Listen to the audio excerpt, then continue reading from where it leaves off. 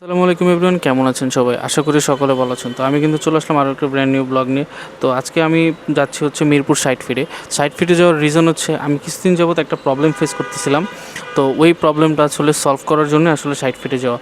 এই জন্য আমি বাসা থেকে খুবই সকাল সকাল বেরিয়ে চলে আসলাম মিরপুরে। তো আমার বাসা আপনারা সবাই জানেন সাভারে। তো সাভার থেকে মিরপুর আসতে বরাবরের মতো 1 থেকে দেড় ঘন্টার মতো সময় লাগে আর জ্যাম থাকলে। তো এই জ্যাম ট্যাম ঠেলে চলে আসলাম মিরপুরে। এখন এসে সাথে সাথে একটা রিক্সা নিয়ে চলে যাচ্ছি সাইড ফিটের উদ্দেশ্যে। কিন্তু কাহিনী যেটা হয়েছে, যে লোকেশন তারা আমাকে দিছে ওই লোকেশনটা আসলে আমি চিনি না, এক্স্যাক্টলি চিনি না। সাইড ফিটে বহুতবার গেছি এর আগে, বাট যে লোকেশনটা ওনারা দিছে ওই লোকেশনে আমি কখনো যাই নাই। তো চলুন একবারে সাইড ফিটে গিয়ে আপনাদের সাথে আবার দেখা হচ্ছে।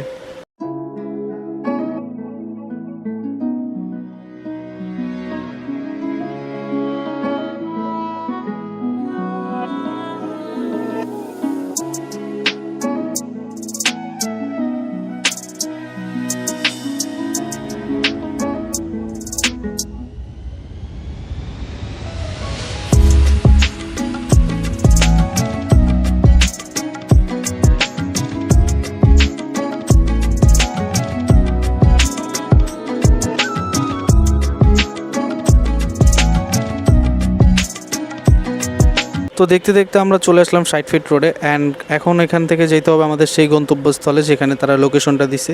তো আমরা চলে যাচ্ছি সেই গন্তব্যস্থলের উদ্দেশ্যে।